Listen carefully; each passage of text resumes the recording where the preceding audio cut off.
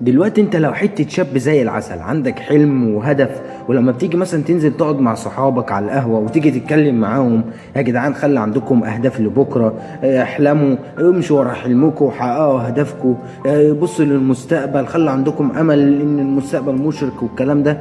تلاقي واحد من وسط اصحابك واللي قاعدين معاك يقول لك يا عم صلي على النبي في قلبك، احلام ايه واهداف ايه يا راجل؟ ده احنا لما نيجي نحب نجيب طقمية جديدة، ولا نحب نقعد في كافيه زي الناس، ولا مطعم زي الناس، ولا علشان مثلا نروح نصيف في اسكندريه في الصيف، بنقعد شهر شهرين نحوش في تمن الطقمايه ولا الخروجه ولا المصيف علشان بس نعمل اللي احنا عايزينه.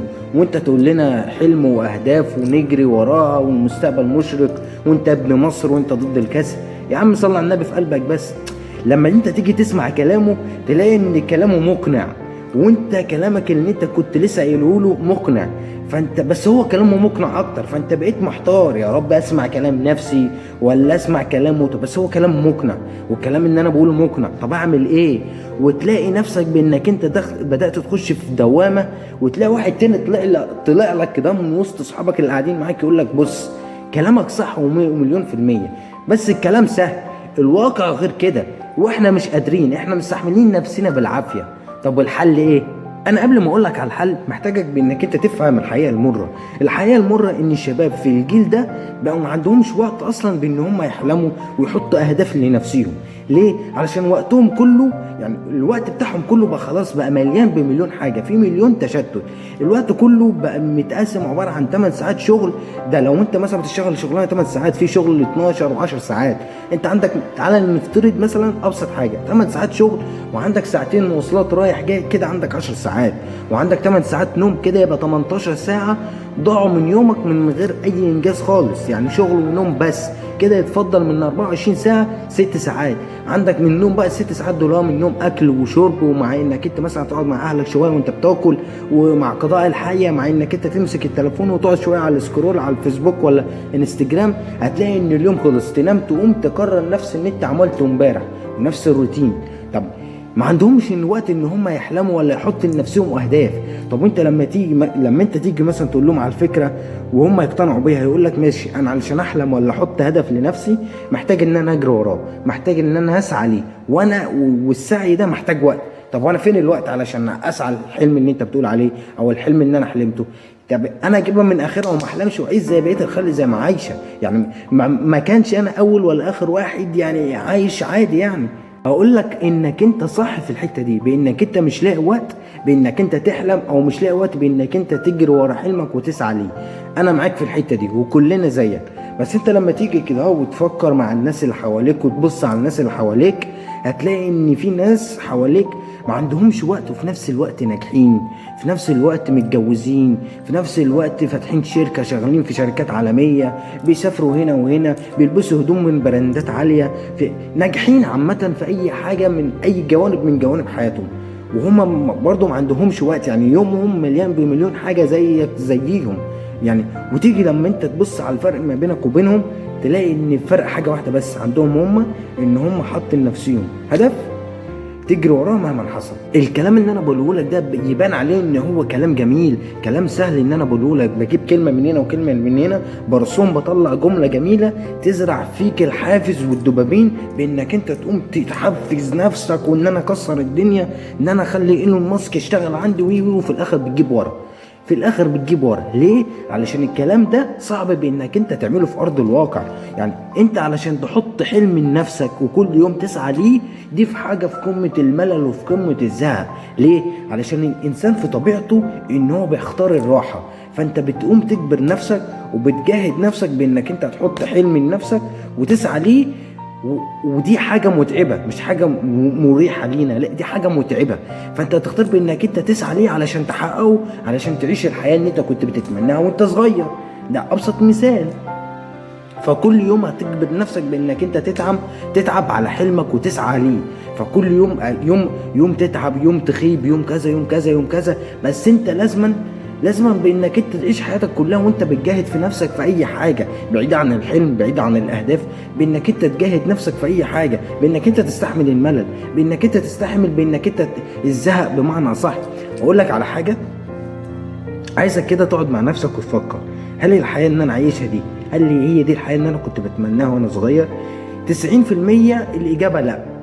طب يعني هل دلوقتي انا لو حبيت مثلا اتجوز ولا اجيب شقه ملك ولا مثلا اقعد في حته نظيفه في اي احسن من الحته اللي انا قاعد فيها، ولا علشان مثلا اجيب عربيه، ولا علشان اسافر مصيف في حته نظيفه، ولا علشان اعمل اي حاجه، هل انا قادر اعمل ده دلوقتي؟ لا مش قادر.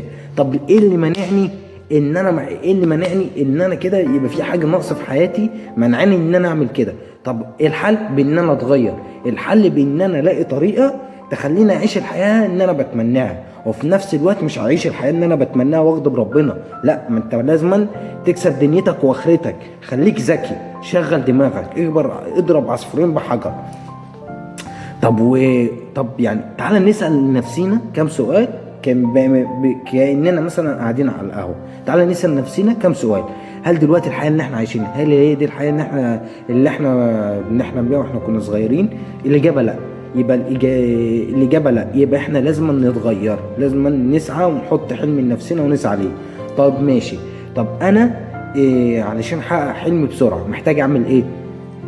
الإجابة هتكون بإنك أنت تدعي كتير. يعني إيه أدعي كتير؟ يعني أنت حطيت حلم لنفسك وهدف لنفسك ولقيته وبتسعى ليه. علشان مثلا لو أنت مثلا حلمك ده هيتحقق بعد 10 سنين، لو أنت دعيت حلمك مثلا هيتحقق بعد سنتين، فأنت بالتالي شغلت دماغك وحققت اللي انت عاوزه في اسرع وقت وضربت عصفورين بحجر وواد برنس مفيش منك. ليه؟ علشان انت خلاص يعني ربنا اذن ليك بانك انت تنجح في دنيتك، وان شاء الله يأذن ليك بانك انت تنجح في اخرتك.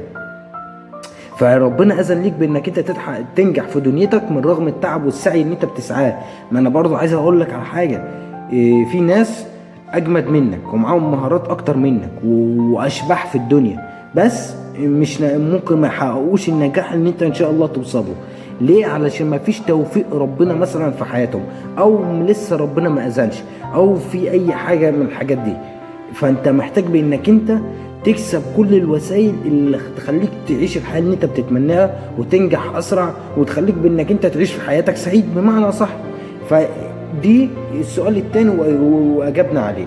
طب السؤال الثالث، افرض انا بسعى لحلمي وبدعي في نفس الوقت بس ما حلمي ما تحققش، الحل يا سيدي بانك انت مش معنى بانك انت دعيت مره واثنين وثلاثه بانك انت تكبر دماغك. لا، انت يا باشا تفضل تدعي مره واثنين وثلاثه، وتفضل واقف على الباب وتخبط وتدعي يا رب حقق لي حلمي، يا رب وفقني، يا رب انا ماليش غيرك، يا رب انا فقير وما اقدرش على حاجه، لا حول ولا قوه الا بالله، يا رب كذا ويا رب كذا.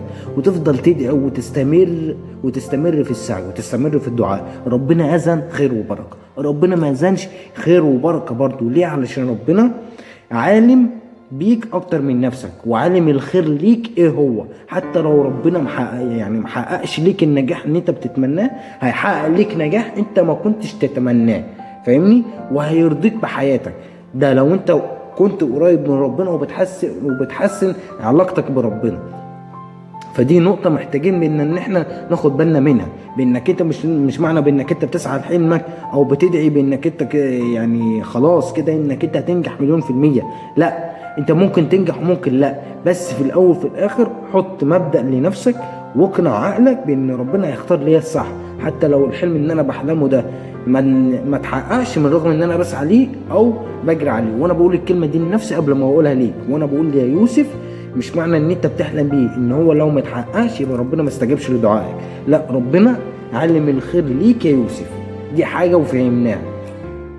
الحاجة التانية ان انا محتاج انك انت تفكر بها نفسك دايما، هي مقولة انا واخدها مبدأ في حياتي. ايه هي؟ اعقلها وتوكل. معنى اعقلها بانك انت تتوكل، يعني بانك انت تحسبها بالورقة والقلم. انا الحياة اللي انا عايشها دي مش هي الحياة اللي انا بتمناها. طب انا محتاج اعمل ايه؟ محتاج ان انا اتغير. التغيير هيجي ازاي؟ بان انا اتعب واشوف ملل وزهق، بس ان انا بان انا يعني تعب عن تعب يفرق. ان انا اتعب في حياتي على حاجة انا عاوزها احسن ان انا اعيش حياتي كلها ببقى حاسس باحساس الندم ان انا عايش حياة مش عاوزها. دي حاجة. التوكل ان انا اتوكل على ربنا واللي يجيبه ربنا خير، وابقى راضي بقضاء ربنا وامر ربنا ايا كان القضاء والامر اللي هيجي ده انا اللي كنت عاوزه، او حاجه انا ما كنتش اتخيلها، او حاجه انا ما كنتش عاوزها، انا راضي. ليه؟ علشان دي جايه من عند ربنا. دي جايه من عند ربنا، يعني جايه من عند الملك. انت مستوعب؟ لو مش مستوعب انصحك بانك انت تتابع الشيخ امجد سمير، يعني عقليتك هتتحسن. دي حاجه. طب وهحتاج برضه افكرك بحاجه علشان اختم بيها الفيديو. لو انت تعبت في حياتك وربنا ما اذنش بانك انت تنجح في حياتك، كفايه بانك انت لما تيجي تموت، على راي صلاح ابو المجد، لما انك انت تيجي تموت وتشيل على كتافك، كفايه انك انت مت وانت بتحاول. يبقى مثلا لقد ربنا يديك طولة العمر، بس لما انت تيجي تموت كفايه بس ان ابوك وامك واهلك ومراتك وعيالك عارفين بانك انت مت وانت كنت بتحاول. دي في حد ذاتها نجاح ليك. والنجاح التاني ليك قبل النجاح ده انك انت تضمن الجنه ليك في الاخره. وان شاء الله ربنا يرزقنا بالنجاح اللي يكون لنا بنتمناه، وحاجات تاني ما نتمناهاش. ان شاء الله ربنا يكبر بخاطرنا قريب. وبس كده، ده كل اللي انا كنت عايز اقوله لك. وان شاء الله اشوفك في فيديو جديد. سلام.